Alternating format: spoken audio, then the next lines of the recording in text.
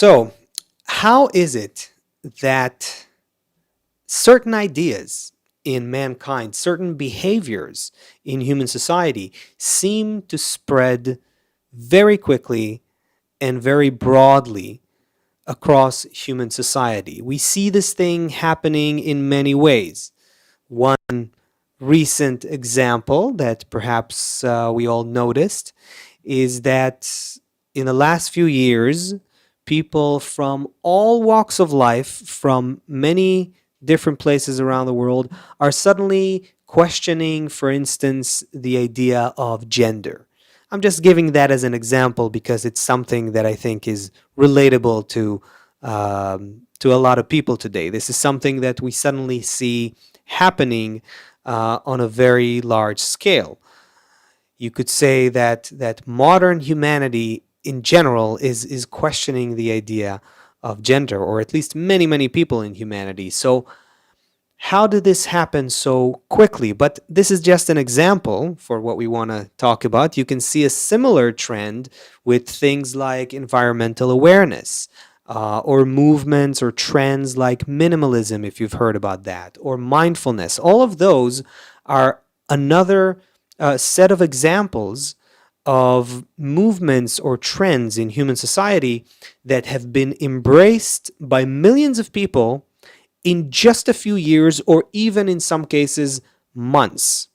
Now, before we go too quickly and attribute everything to the spread of the internet, to this technological framework that connects everyone across the globe, we have to understand that this phenomenon doesn't just happen in our time. This is not unique to the 21st century. Throughout history, we've seen behaviors, belief systems, in many cases, that spread very broadly, very quickly. And this raises a bunch of questions. For instance, how much of what you feel, think, or do is actually yours? How much of it is more like a reflection of everything that's happening in the world around you, right? Let that question sink in for a second. And in addition to that, we want to explore whether there is something spiritual going on behind the scenes that has to do with this spread of ideas and thoughts and behaviors. So, is there something spiritual going on behind the scenes here? And if there is, can we somehow use that for spiritual development? But that already throws us deeper into the session. I want to start with something that is in a different place and time. I want to take you to something that happened, something really fascinating, I should say, that happened over 60 years ago in Africa. What happened there was really interesting. But before I talk about it, let me just ask you, how was your day today? And if you think that at some point in your day you could find yourself suddenly, laughing uncontrollably, is that something that you think could happen to you? And if you're familiar with what happened 60 years ago, then in Tanzania, in Africa, then you'll probably understand why I'm asking that. So I want to show you a short clip that covers what happened there, and I think this way you'll also be able to answer the question that I asked, maybe. So check this out. In a girls' boarding school in Africa, 3 students suddenly started laughing uncontrollably. 6 weeks later, more than half the school had been affected. The school was closed and pupils were sent home to their towns and villages. 10 days later, another curious thing happened. The laughter broke out again in a village over 55 miles away, where some of the students lived. Hundreds more were affected. Other outbreaks started over a wide area until the epidemic petered out after 6 months. By then, over 1,000 people had been affected, though they all fully recovered. So why did it happen? Some villagers thought it was caused by radiation poisoning, and doctors were called in to investigate. Their findings? Mass psychogenic illness. Emotions of all kinds can spread quickly. How you feel depends on how others feel. In fact, even a friend's friend's friend can affect you. We're biologically hardwired to mimic people around us. Probably a relic from the days when we needed to group together to ward off enemies or hunt for food. By copying others' outward behaviour, we also adopt their inner emotions. Your friend feels happy, she smiles. So you smile, and you feel happier. Positive emotions like this can feed an emotional stampede, which can often last longer than a stampede of negative emotions. The laughter epidemic, just one way social networks have amazing power over things. One, the example I just showed you of the laughter epidemic, so to speak, that happened 62, I want to say, years ago in South Africa. This is covered in a book called Connected, and that book also has a YouTube channel with some videos that cover studies that are relevant to the area of social networks. And as the clip said, this is just one example of how social networks can have an amazing power over us as individual beings. And here's another such example from a completely different time and place. So this is Kirsten Muller-Wahl. She is a psychiatrist and also a leading psychiatrist, a professor of psychiatry from Germany. And in 2019, something really weird happens. She started noticing that teenagers who were coming in for treatment were coming in with sudden, uncontrollable tics. So all of a sudden, those teenagers who had no history of Tourette syndrome started having tics, uncontrollable tics. So Kirsten calls up her colleagues from a global group of Tourette researchers that she's part of. She calls them up, and it turns out that this type of thing is now happening with teenagers all over the world at the same time frame. So, what's going on here? It turns out that a few months before this was happening, before this weird outbreak of tics, a young guy named Jean Zimmerman, who actually has Tourette's, started a TikTok channel documenting his life with his condition. Now, he becomes a star on TikTok, and all those teens who have developed tics were apparently his fans. So, mass psychogenic illness, as they called it in the laughter epidemic, also applies to the digital world, meaning it can even spread through our phones. So these are some truly remarkable examples, both this thing and the laughter epidemic. They're truly remarkable examples for how emotions and behaviors can spread in human society, but they are very extreme examples. And the question I want to bring up is, to what extent does this spreading of feelings and behaviors, to what extent does that happen on a regular basis? Is it possible that the same kind of spreading of ideas, thoughts, feelings, emotions, behaviors happens on a day-to-day basis? So, there was, I should say, about 15 years ago, a truly groundbreaking discovery in the study of social networks. Social scientists were able to use data from the Framingham Heart Study in Framingham, Massachusetts. And why that's interesting is because in that heart study, doctors were collecting information for 32 years. So for 32 years, they were tracking some 12,000 people, and they were asking them on a regular basis, how are you doing?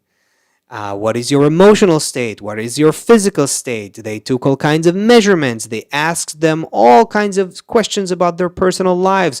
What are their preferences? Who do they vote for? What do they like to eat? What is their taste in films? The idea was to track the people for a long time, a longitudinal study, as it's called, and to gather as much information as possible. But most importantly, they also asked them, who are your friends? And that means that now you have over 30 years worth of information describing a social network of people, 12,000 people for 32 years, what happens to them and who they're connected to. And so social scientists Nicholas Christakis and James Fowler spent several years analyzing that data. And for the first time in history, they created something like a bird's eye view of social networks. And what turns out is this. Think about all of these things, these daily actions, behaviors that happen to us and that we stumble upon in other people on a regular basis. Things like gaining or losing weight. Smoking, how much do we smoke, or drinking, getting married or getting divorced, being generous, being stingy, the rate at which we have sex, our taste in music, our taste in film, who do we vote for, our body language, are we depressed, are we happy, all those things and more turn out to be socially contagious phenomena. That means that they all happen in the social network and they can be mapped as phenomena that pass from one to the other. Let's hear a few words from those scientists who uncovered this picture. Check this out. Nicholas Christakis and I have been very fortunate to find a resource in the Framingham Heart Study that we never imagined we could find. They were asking people for 32 years, who are your family members? Where do you work? Where do you live? And most importantly, who are your friends? For the first time, now that we have data like this, we are able to get a bird's eye view of networks like the networks that you live in. We had some validated measures of various emotions, including happiness. And what we attempted to show, and were able to show, is that my happiness depends not just on my own actions and thoughts and behaviors, but also on the actions and thoughts and behaviors of the people to whom I'm directly connected, my friends, siblings, spouses, neighbors, coworkers, and so forth, and the people to whom they are connected, and the people even to whom they are connected. And what this finding is showing us is that it's not just behaviors that are spreading through networks, it's also these emotional states that are spreading through networks. So we think that what's spreading is this tendency to transmit ideas, these norms of behavior. The basic idea is that there's this vast fabric of humanity stretching endlessly into the distance. I'm connected to you and you to others on out endlessly. Your actions can influence the actions and feelings of others around you, which in turn then can spread to still others and then to still others.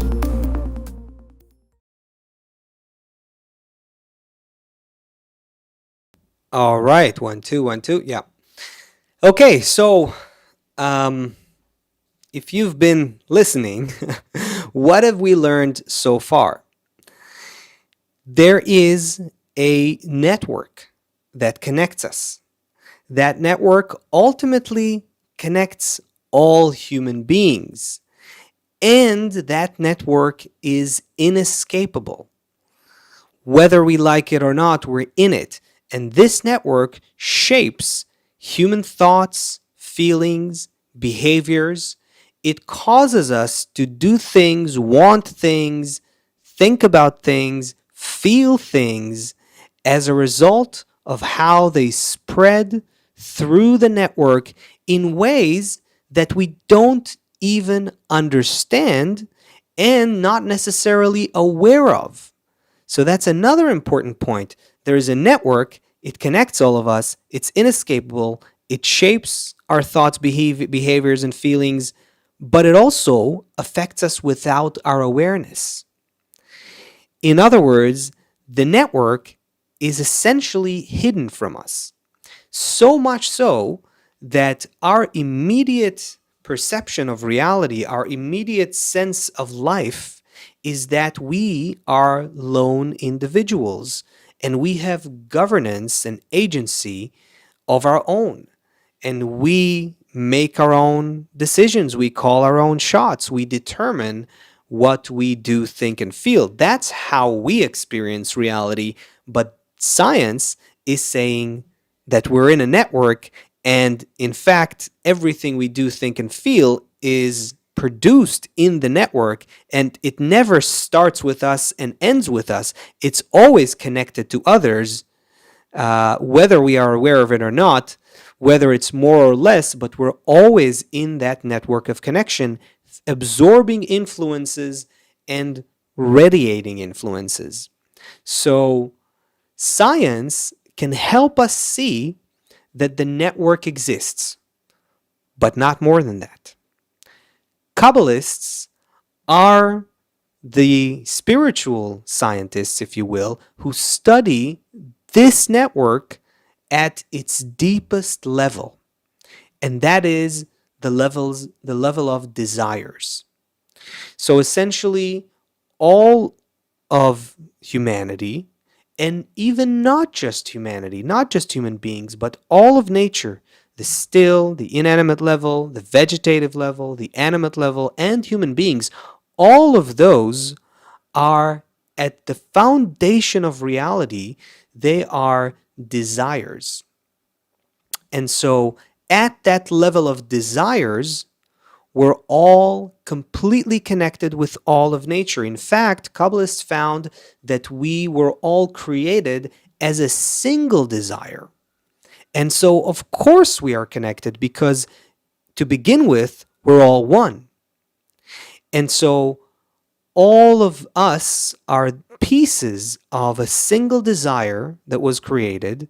All of nature is also part of that single desire that was created. And our connection to each other is not just there and we don't notice it. The surprising and critically important finding of Kabbalists is that our connection is deliberately concealed from us. Meaning, of course, we feel ourselves as lone individuals and we don't feel that we're connected to a network. That is deliberately concealed from us because that concealment enables us to gain our own consciousness, our own awareness as we enter it consciously. So, unlike, say, let's say a flock of birds who live in that network from the moment they are born and they instinctively feel that network, we human beings instinctively feel the opposite, that we are isolated individuals. But that gives us the ability to consciously enter the network, feel the network, and do that not instinctively but consciously. And when we do that, when that happens, we get to attain to know and feel the force that governs the network. So that is the force that is behind the network, the force that connects everything in the network. And that, from a Kabbalistic perspective, is what we call the Creator. Here's a quote from my teacher on the topic. So, my teacher, Kabbalist Dr. Michael Lightman, said this: The Creator doesn't manifest in any individual, it manifests between us. The space between us is filled with a higher degree, a higher dimension. And that's where the Creator is, detached from all of matter, and at the same time sustains and holds all of matter. So, what does that mean? That means that when we think of the concept of the Creator within the context of the network that we are in, the Creator can be seen as the glue that binds everything together. And it's between everything, all elements. Think about what glues atoms together and molecules to cells and to organisms and to ecosystems and planetary systems and intergalactic systems. It doesn't matter at what scale, there is something that binds all of those particles, all of those pieces together. If you want, you can think about it like the mind behind all of nature, the mind that connects everything in a way that everything works together. Again, it could be ecosystems, it could be the cells in your body, it could be the galaxies in the cosmos. There is a transparent, unapparent mind that governs all of those pieces, making them work together. In other words, the Creator hides in the connections between all the elements. And that means that if we want to find the Creator, we need to find it in the network. We need to find it, for us human beings, that means we need to find it between us. I think this would be a good place to pause for questions. I don't know if you already sent any questions, but this is a good time to send them. So let's check. If you have a question and you haven't sent one yet, this would be a good time. I do see a question from HZ. So let's start there.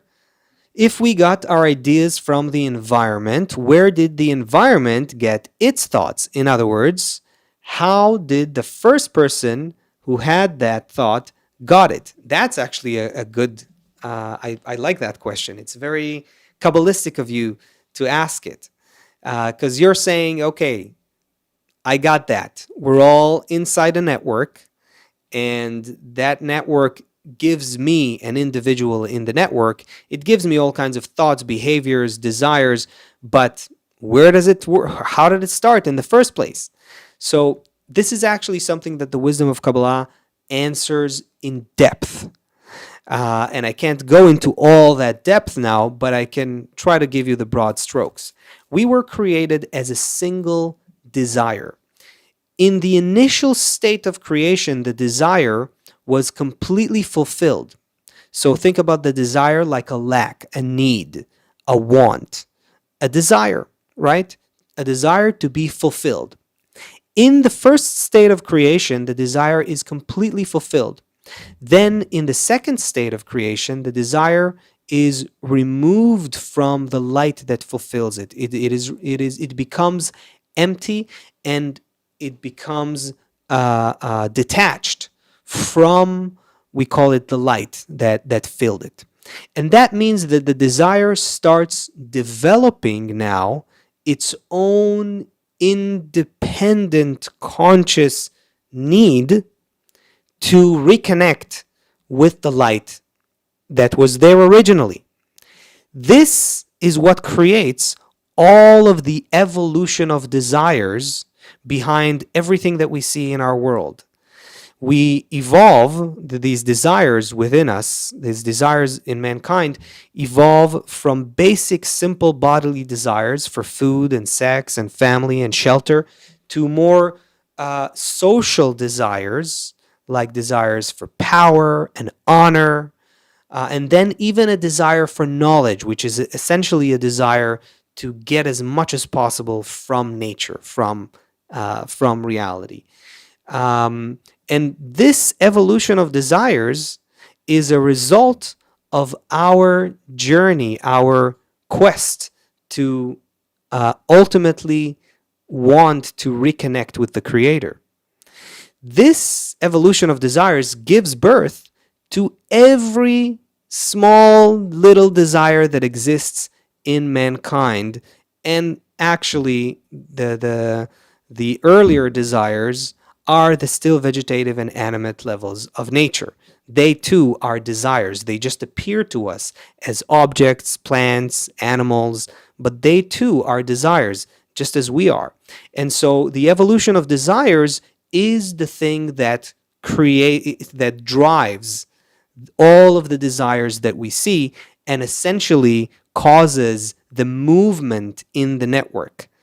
The evolution of desires is a process that we didn't determine, and it stems from the nature of creation itself. It is embedded in what we call the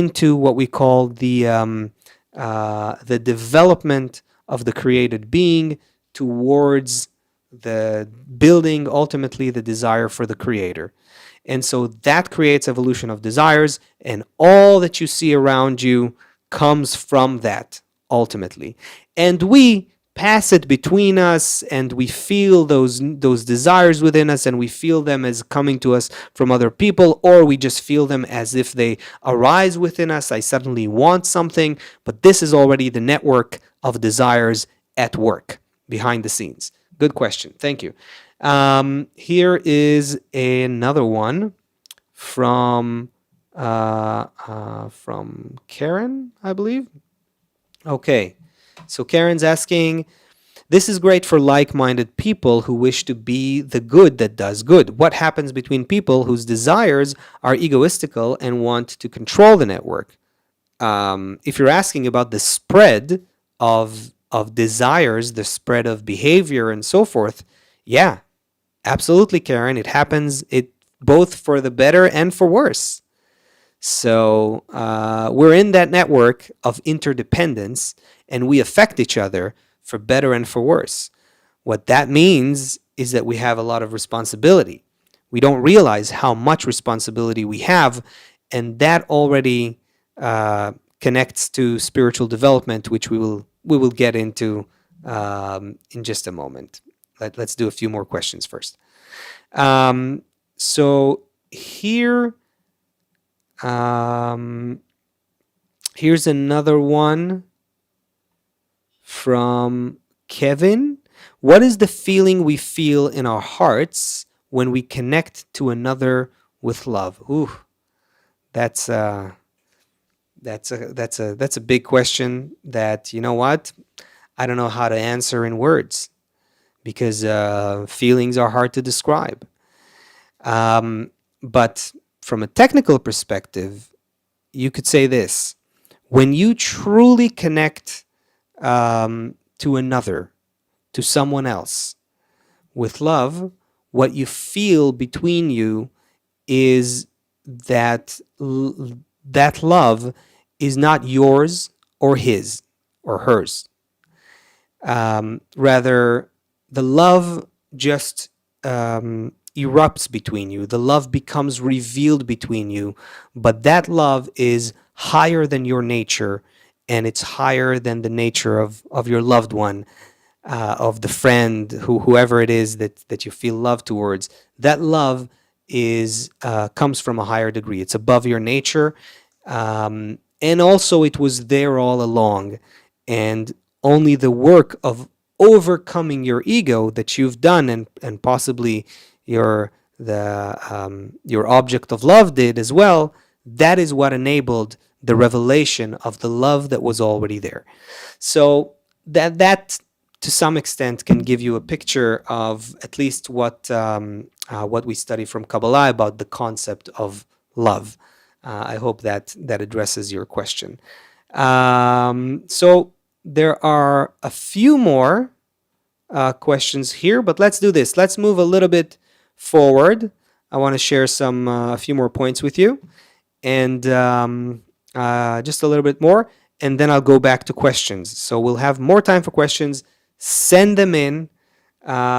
Any question that you want to ask about this, just send it in, and in a few minutes, we'll do more. We'll take more questions. So, how does all of this relate to spiritual development? That's what I would like to discuss next. And here is a quote. This is from Rabash. Rabash was a huge Kabbalist, and he was my teacher's teacher. So he was the teacher of Kabbalist Dr. Michael Leitman.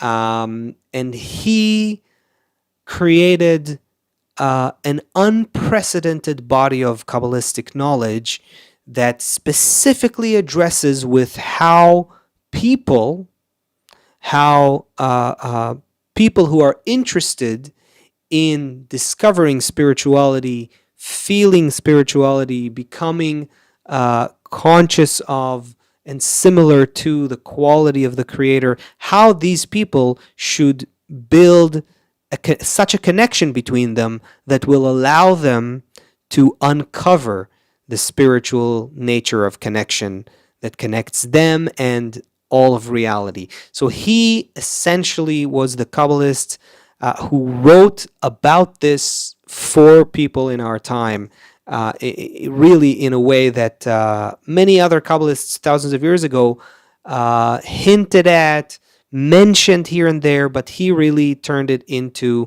a method that can be followed. So, and he writes this quote that I'm going to read to you in 1988. Not that long ago, but still more than 20 years before that research I told you about. So Rabash didn't take his cue from ordinary science. What he shares with us is from his own spiritual attainment of the network that connects us. And so he writes the following: there is a special merit in the adhesion of friends, since views and thoughts pass from one to the other through the adhesion between them. Each one has the power of the whole society. Let me read that again. There is a special merit in the adhesion of friends, since views and thoughts pass from one to the other through the adhesion between them. Each one has the power of the whole society. So, what society is he talking about? This is the unique opportunity that we have as human beings. We can establish such a society, such a connection between people that will allow us to produce a special merit that has to do with our spiritual development. How does that work? Every person, whether we are aware of it or not, every person has a tiny desire for the Creator, a tiny desire to reveal the meaning and purpose of life, which is the same as connecting with the upper force. Essentially, that is the answer for the question that one asks about the meaning and purpose of life, but that needs to be acquired, discovered, attained, and it can't just be said to a person, but a person can identify with the question, meaning the question about the meaning and purpose of life. So all people have that desire, but most people don't feel that, don't know that. They may have asked themselves when they were little.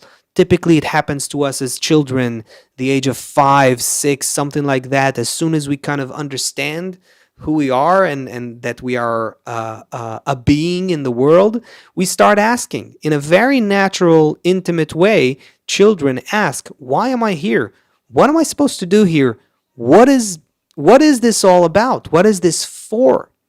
And even if they don't have the words to articulate it, children do tend to ask. They tend to question the meaning and purpose of life. But that goes away if it arises in a person when they're little. It goes away. And typically, we learn from society that this is not a serious question, or it's not a question to spend time on, except if you're, in a philosophical conversation with a friend over a few beers or something like that, but not to pursue this question seriously. That is not something we see typically in our society. And so, in most cases, this desire just gets drowned by the currents of life. This is how the great Kabbalist Yehuda Ashlag, Bala Sulam, used to say that this is what he wrote in his article, that the question about the meaning of life typically drowns in the current of life unless we manage to hold on to it, unless it is so strong within a person that they feel they need to find an answer for it. And the people who really need an answer for the question, why am I here? What is the goal of life? What is the purpose of existence? What am I here to do? What is my role in reality? When people have this question and it's burning in their bones and they need to find an answer, they have a very unique opportunity to find others like them. And these tiny desires that they have, even though it's a small desire that is not yet developed, and it doesn't know exactly what it wants, but that desire is there. And if people with that tiny desire can find a way to relate to each other in a way that Rabash calls adhesion, if they can appreciate each other and want to do good to each other, want to be in an attitude of mutual bestowal towards each other, an attitude of friendship, also an attitude of love, even. These are very daring words that I'm saying right now in our time. But if people try to do that based on that desire to reveal the Creator, that could be the one thing that connects them. They could be completely different people. They could be different individuals from different walks of life with different mentalities and backgrounds and professions and even age groups, because that desire to reveal the Creator, the desire for the meaning of life, that arises in a person when the soul is ripe, when the soul is ready. And this could happen when a person lives in one kind of body or in a different kind of body. It's unrelated. And so these people, they have the opportunity to bring those desires that they have, that unique desire in them for the meaning and purpose of life, they can bring it into some sort of resonance where these desires are impressed by each other. And when they begin to do that, they begin to experience that special merit that comes from that connection between those friends, between those people. And let's go back to the quote, right? So there is a special merit in the adhesion of friends, since views and thoughts pass from one to the other through the adhesion between them. Each one has the power of the whole society.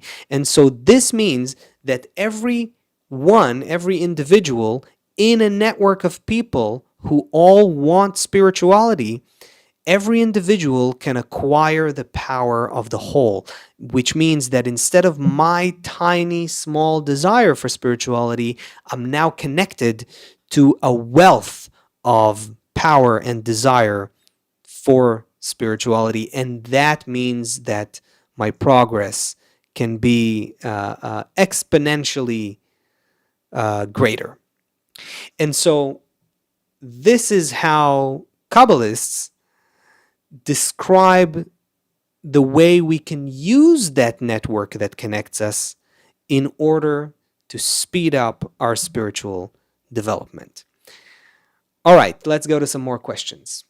So let's see what we got here. I see one from Verena.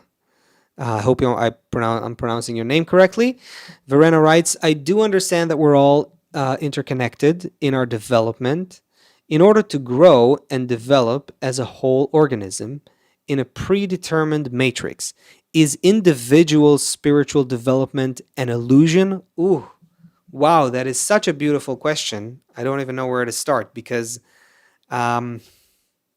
it's a yes and no. I can't tell you that it's definitely a yes or definitely a no, but it's a beautiful question that if you continue to develop with the wisdom of Kabbalah, you will find that you each time find yourself asking that question on a deeper level. Because on the one hand, yes, it's an illusion. We're all one thing. There is no individual spiritual development. Even more so, there's no individual development anything. Nothing exists in isolation in the world. Not people and not particles of any kind. We're all connected all the time. And that, by definition, means that there is no individual progress. Whenever you advance, it means that the whole system advances. And that, from a spiritual perspective, is absolutely true. On the other hand, individual spiritual development does happen in the sense that each person has some freedom of choice, we call it. It is, we probably don't know how to interpret this word correctly, freedom of choice, because in our world, we may think about it like, choosing what to get in the supermarket. We could call, or what movie to watch. We might call that freedom of choice. From a spiritual perspective, that is, of course, not freedom of will. Freedom of will or freedom of choice is when the human being makes an effort to change their intention towards the Creator, towards the spiritual, towards connection with the whole system. And that effort can be made by the person himself. And so, and that effort too is not disconnected from the environment. It's actually the choice of connecting deeper to the environment in a more spiritual way, in a way that is similar to how the Creator connects the entire system. All right, this throws us into a deeper tangent here, but to complete the answer for Verena's question, because there is this area of free choice for every individual to add to their development, yes, you could say there's also an aspect of personal development. And also, every one of us is unique. Even though we're all connected, we're all interdependent, every one of us is unique because there is nothing redundant in nature. There's nothing redundant in reality. That means that there are no duplicates. There's no one who can do the work of another. And so your unique contribution to the system is singular. It's unique. It's yours and yours only. And that also means that you will gain a unique feeling of spirituality, of the Creator, of the system that connects us from your own personal vessel. But that progress happens through the connection with all the others. So I hope you can see why it's both. There is no spiritual development without advancing the whole system, but there is also a personal subjective experience and a personal room for free choice for everyone in the system. That was a good question. Thank you. So here's another one.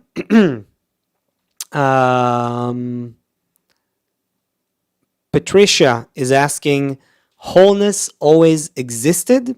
Question mark. Not only wholeness existed, wholeness exists right now. What is wholeness?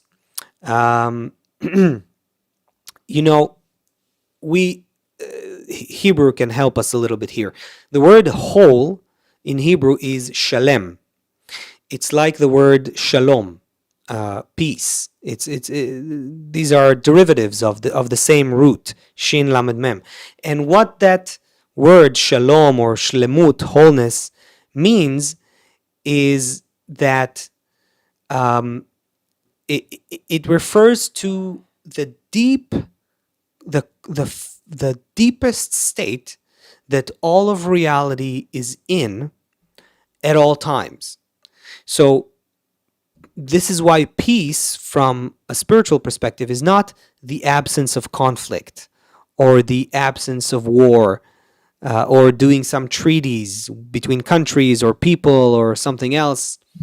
But peace means wholeness, meaning it's a state where all the opposites and the differences and the conflicts and the tension and the friction, all the contrasts that exists in reality, becomes harmony through mutual complementarity. So you can think about it like the simplest example, like puzzle pieces coming together to form a whole. Reality is already in that state of wholeness. It was created in that state, and it never left that state. But the created being, the conscious part of creation, was as if removed from that perception of wholeness. That is essentially this is called the shattering, the main process that led to this. The shattering of the collective soul, or the shattering of the created being. And what that means is that in that state, all the pieces of the single whole reality perceive reality as broken, which means they don't feel they're connected. They don't feel that they're one, and therefore they don't feel whole. And they instead might feel like they're fighting each other, even engaging in violent conflict in our world. This is the nature of our reality within space and time, and we have to rise above this perception, correct this perception, which will also ultimately induce a correction in how we relate to each other, and therefore this entire world will look differently as well. But it starts from the inside out. We have to first fix our perception, our intention towards the whole system, and begin to feel everyone else as a part of me. And when we do that, when we make these efforts, we begin to see how it's possible that Kabbalists experience reality as whole on the one hand, and on the other hand, they experience our current state of corruption and how we need to still advance and correct ourselves spiritually in order to rise and raise all of reality with us to that whole state that's already there. We just have to correct our perception. So I hope that helped. Let's see if we can do a few more questions here. We don't have a lot of time left. Let me just say a word here before I choose one or two questions to conclude. If you're interested in what we're talking about, if you're interested in the method for how people can come together with that desire, connecting them, the desire to explore the meaning of life, if you want to see how it's possible to connect this desire of yours with other such desires, with like-hearted people, let's say, in order to experience this resonance between you, in order to experience the network between you and how you can advance spiritually, specifically in that way, then if you're interested in that, you should definitely give a shot at a KabU membership. We have a free trial, so you can test it out for 2 weeks, see how that works for you. And essentially, it's a platform where you get lessons, courses that are structured, very much a structured step-by-step learning path. There's also courses that are on specific topic that you can just take to enrich yourself. There are weekly live events, like the event we're going to have right after this session. In 3 minutes, I'm going to see the KabU students in our Q&A session, which takes place on Zoom. And if you're interested and you're not a KabU member yet, you can use the link that will probably be in the chat right now by my friends. Yeah, I see that it's there. So you can use the link and sign up for a free trial, and you'll even get access through your email. I believe you'll get a link to the live Q&A session on Zoom with the KabU students that we're going to have in a few minutes. So anyone can join that if you're interested. And again, a KabU membership also gives you access to student forums where you can ask any question you want and get answers from instructors. So you really have guidance with studying the wisdom of Kabbalah, the authentic wisdom from A to Z with everything you need. There's also materials on the go if you're traveling, if you're commuting. In short, there's everything you need in that platform. We've worked on it a lot and are still working on it all the time to make sure that if you want to study the authentic wisdom of Kabbalah and to realize it, to practice it, you'll have everything you need right there. So that's with regards to a KabU membership. I got 2 minutes left. Let's see if I can do one or two more questions. A Goose is asking an unrelated question to our topic. A Goose is asking for my thoughts on tarot. So I assume you mean tarot cards. This is totally not my area, and to be honest, it has nothing to do with the wisdom of Kabbalah. I understand why you're asking, but because it might seem related somehow. To be honest, there are many thoughts, ideas, methods that have been mislinked with the wisdom of Kabbalah or misassociated with the wisdom of Kabbalah. The wisdom of Kabbalah really has nothing to do with what we typically think of as mysticism or magic, fortune telling. That's just not what Kabbalah is about. Kabbalah is about the desire for discovering the meaning of life. Kabbalah is essentially the wisdom that comes from people who said, you know what? I care about this desire so much that I'm going to give my life to figuring out this question. And I don't care that everyone asks this and there's no answer. And I don't care that people have other more important things to do. I have to find the answer to why am I alive? If people who had this desire very strongly within them, they began to explore it. They began to learn how it's possible to develop it. And they've discovered that it actually has a map of development. That desire, it's like an embryonic perception of reality. It's an embryonic sensory organ. And when you develop it, then it begins to unfold in predetermined stages, much like a flower that develops from a seed, you know?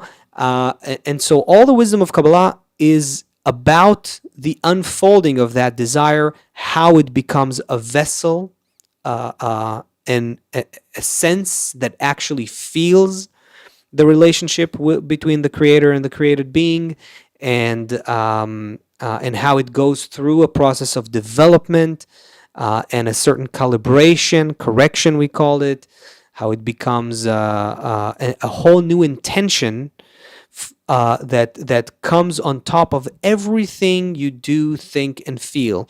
And we call that the intention to resemble the Creator, or the intention to bestow, to be like the quality of bestowal that governs all of nature ultimately behind the scenes. Okay, so that was a short description of the wisdom of Kabbalah. Not so much my thoughts on tarot, because as you can understand, I don't have any, and Kabbalah doesn't deal with that at all.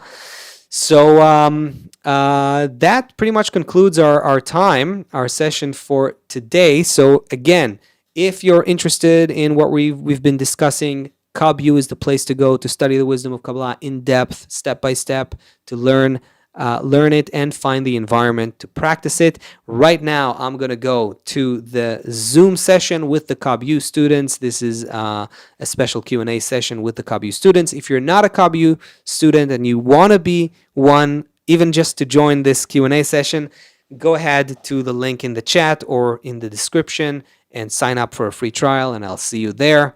Thank you, everyone who has been here. Thank you for your wonderful questions and for listening. I hope you've enjoyed it. All the best, and I'll see you next time. Bye-bye.